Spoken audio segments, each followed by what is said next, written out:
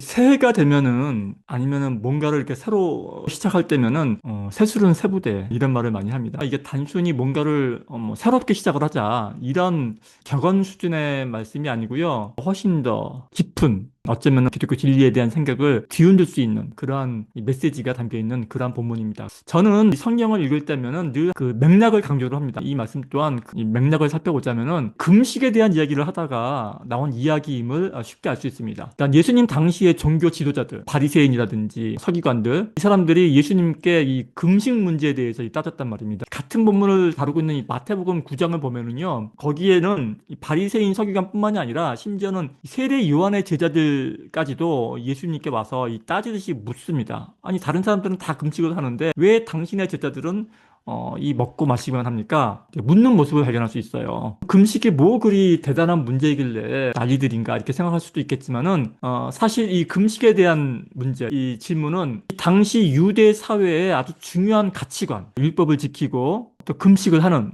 그들 시각에서 이 의로움, 그들이 보는 의로움의 그 관점과 반대로 예수님께서 가져오신 새로운 하나님 나라의 방식에서 오는 의로움을 보는 그 관점 사이에 그 차이에서 오는 어떤 근본적인 부딪힘, 근본적인 충돌, 이것을 보여주는 그 서막과도 같은 그러한 질문입니다. 당시 유대인들한테 금식이라는 것은 상당히 중요했습니다. 원래 이 구약 율법에 보면은 특히 레위기 같은 데 보게 되면 레위기 23장 뭐 이런 데 보게 되면은 하나님께서 공식적으로 명령하신 금식은 1년에 딱 하루였습니다. 대속죄일.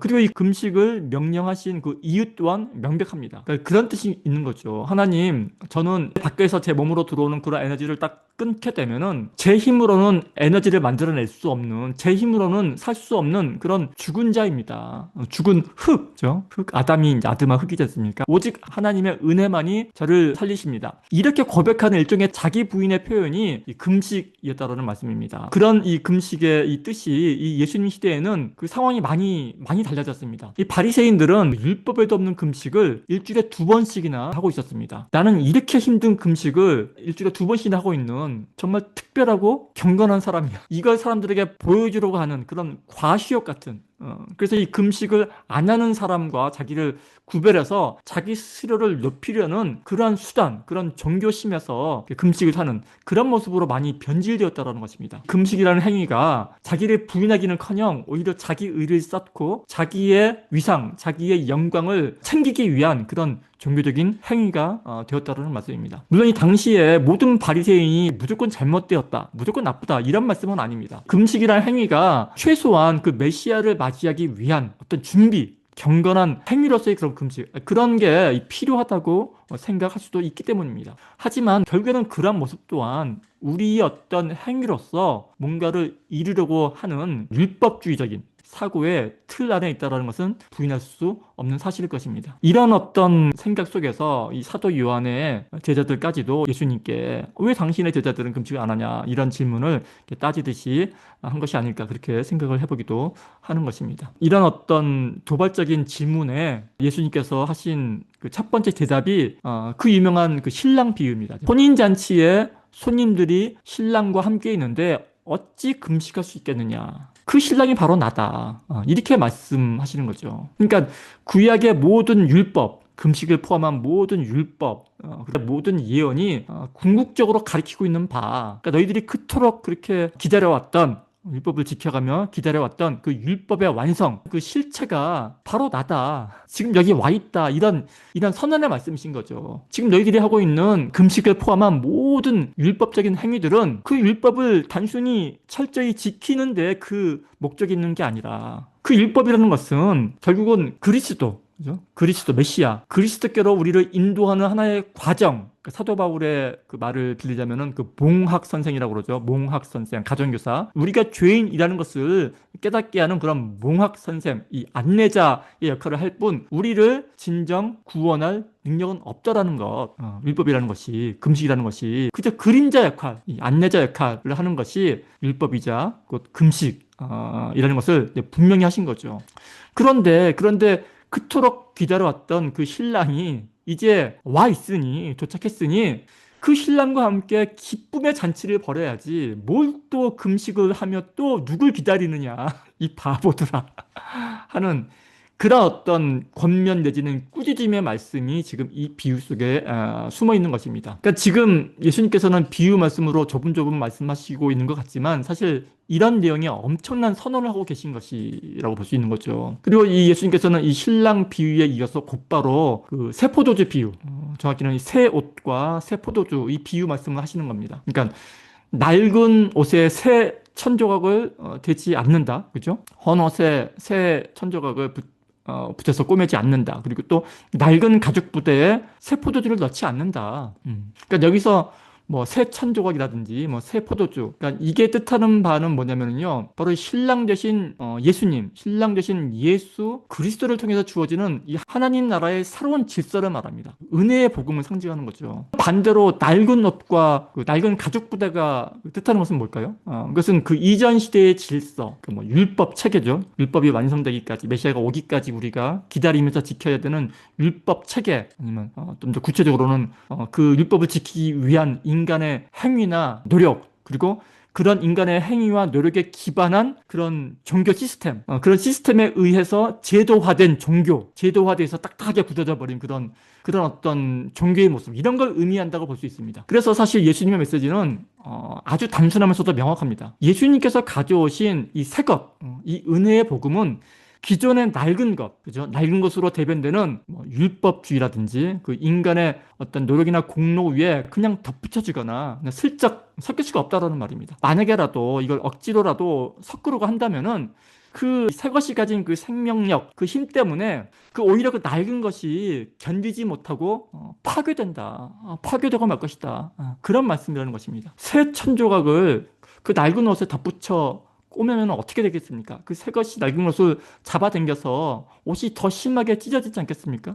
또 이 발효를 앞둔 그 새 포도주를 낡은 가죽 부대에 넣으면은 그게 부글부글 발효가 되면서 그 낡고 딱딱하게 굳어진 그 가죽 부대를 터트려 버리는 것이 그게 당연한 그 결과이지 않습니까? 그렇게 된다라는 거죠. 그러니까 이 말씀은 이왕이면은 뭐 한 것은 버리고 뭐 새 것으로 하라, 새 것을 고치고 개선을 하라, 이 정도가 아니라요. 새 것과 낡은 것을 함께 하면은 낡은 것 자체가 파괴된다라는 그런 경고입니다. 우리가 생각하는 그런 것보다 훨씬 더 강력한 그런 메시지라는 것이죠. 완전히 새로운 차원의 시작이고, 그래서 이 옛 것과 새 것은 공존 자체가 불가능하다. 이 정도의 강력한 메시지라는 말씀입니다. 그러니까 이거를 제가 뭐 길게 설명했지만 바꿔 말씀드리자면은 하나님 나라가 온다라는 것은, 신앙을 가진다라는 것은, 우리가 예수님을 믿게 된다라는 것은 그러니까 기존 세계관의 완전한 붕괴를 말하는 거예요. 기존 세계관의 완전한 붕괴와 전복, 이 정도의 엄청난 파괴력을 가진 그런 사건이라는 것이죠. 기존 세계관의 붕괴는 없어지는 거죠. 그리고 전복, 완전한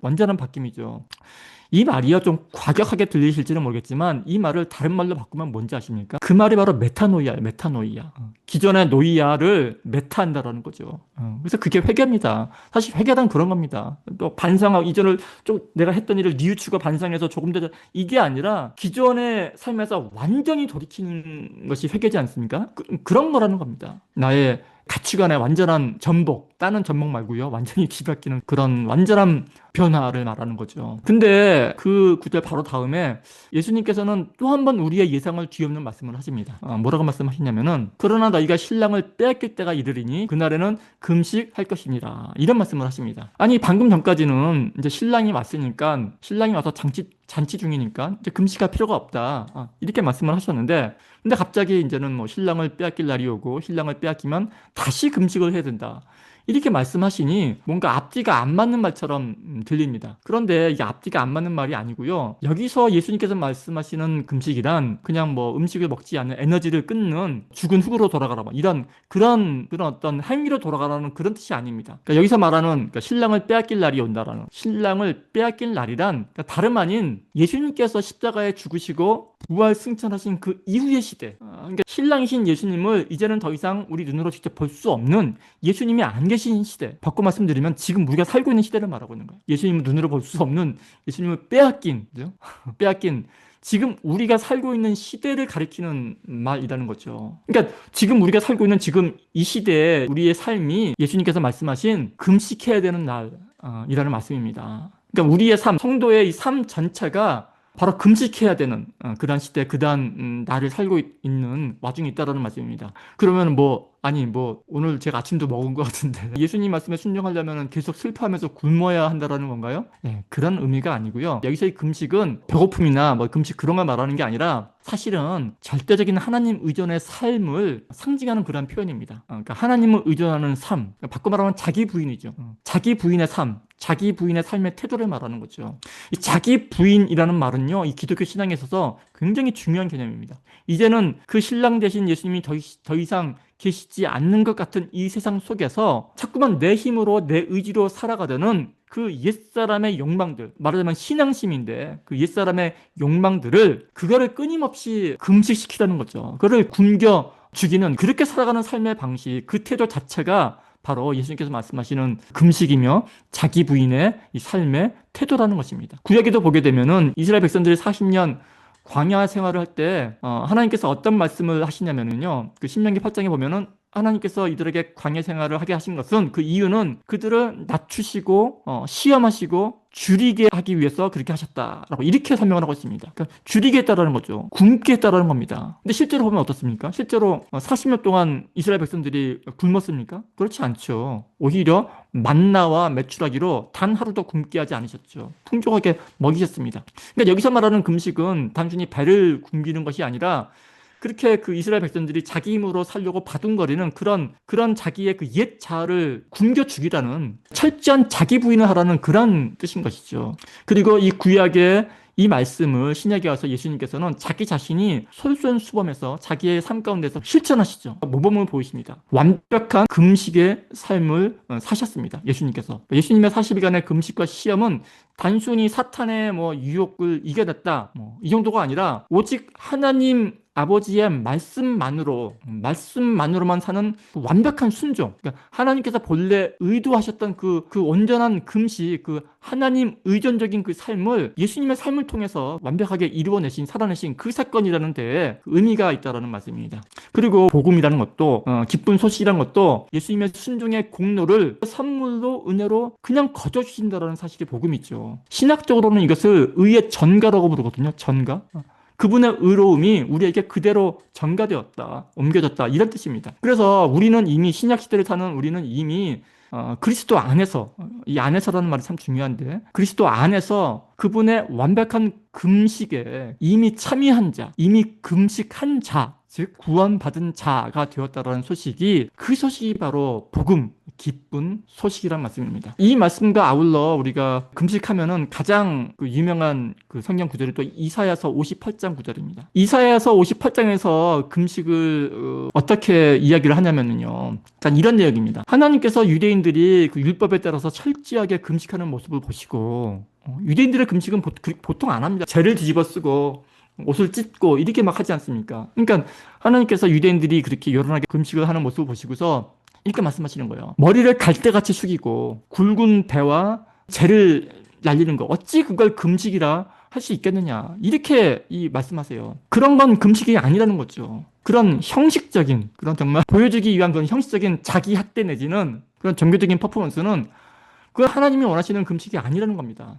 하나님이 기뻐하시는 진짜 금식은 그런 게 아니라 오히려 전혀 금식 같지 않은 흉악의 결박을 풀어주는 것, 이 멍에의 줄을 꺾어버리는 것, 압제당하는 자를 자유하게 하는 것, 배고픈 자에게 양식을 오히려 나눠주는 것, 먹게 하는 것, 이 유리하며 떠도는 가난한 사람들을 너희 집에 드리는 것, 헐벗은 자를 있으면은 입히는 것, 이러한 것들이야말로 참된 금식이다, 이 말씀을 하시는 거거든요. 이 말씀이 이사야서 58장에 나와 있는 참된 금식의 모습이에요. 결국 뭡니까? 이웃을 향한 사랑, 이웃을 향한 자비, 정의, 이 사랑을 실천하는 삶. 그러니까 자기를 비우고 부인하는 삶이, 그런 삶을 살아가는 것 자체가 그게 참된 금식이다, 그 말씀입니다. 자기 비움, 자기 부인, 그리고 이러한 자기 부인의 모습, 자기 비움의 모습을 예수 그리스도께서 십자가를 통해서 가장 완벽하게 자기 삶을 통해서 우리에게 보여 주셨다는 말씀입니다. 한 가지 더, 이게 제일 중요할 것 같습니다. 제일 중요하지만 늘 드리는 말씀. 정말 중요한 것은 이러한 자기 비움, 자기 부인의 이러한 삶이라 할지라도, 아무리 그러한 삶을 살아낸다 할지라도 그러한 삶이 나의 구원을 얻기 위한 어떤 조건이나 수단이 되어서는 안 된다는 겁니다. 아니, 그런 조건이나 수단이 될 수 없다라는 겁니다. 이런 자기 부인의 삶의 모습은 내가 구원을 받기 위한, 나의 구원을 이루기 위한 어떤 조건이나 그런 게 아니고 하나님의 사랑, 그리스도의 은혜를 받은 사람에게서 자연스럽게 흘러나오는 열매라는 것입니다. 열매. 그러니까 자기 부인의 삶은요, 뭔가를 내가 하나님께 받아내기 위한 조건이 아니라 그 사랑으로 인해서 나한테 흘러나오는 열매라는 거예요. 완전히 반대 개념이라는 거예요. 그러니까 예수님의 그 금식이죠. 삶과 죽음, 자기 비움, 그 안에서 이미 완성된 은혜 안에서 그 은혜를 우리가 인정하고 받아들일 때 비로소 우리 안에서 흘러나오는, 비로소 우리가 이웃을 사랑할 수 있게 되는, 그렇게 자연스럽게 열매 맺게 되는 하나의 과정이자 결론이라는 말씀입니다. 이 자기 부인의 삶마저도, 금식마저도. 우리는 이거를 완전히 뒤바꿔서 생각을 합니다. 내가 열심히 헌금하고 열심히 하나님을 섬겨서 그로 인해서 얻는 구원, 그로 인해서 가게 되는 하늘나라, 이렇게 간다라는 거죠. 그러니까 이게 완전히 예수님의 가르침과는 완전히 뒤바뀐 건데 그걸 모르고 사는 거 모르죠. 예, 모르고 삽니다. 네, 말씀을 맺겠습니다. 세포도주라는 친근한 익숙한 말에서 시작을 해가지고 또 이 금식이라는 아주 우리에게 익숙한 주제로 연결이 돼서 또 오늘 저희가 이야기를 나눈 것처럼 이 믿는 자의 성도의 삶 전체가 우리의 옛 자아를 부인하고 오직 그리스도만을 의지하는 그런 금식의 여정이다. 우리의 삶 자체가. 그때까지 우리가 살펴보았는데 이런 질문을 드리고 싶어요. 혹시 여러분도 모르는 사이에 저와 여러분이 모르는 사이에 우리의 그 어떤 삶의 영역에서 여전히 그 어떤 새 포도주를 낡은 부대에 담으려고 애쓰는 그런 모습은 또 있지 않은지 잠시 멈춰서 스스로에게 질문을 해보는 그런 시간이 되기를 예수님의 이름으로 기원합니다. 함께 기도하시겠습니다.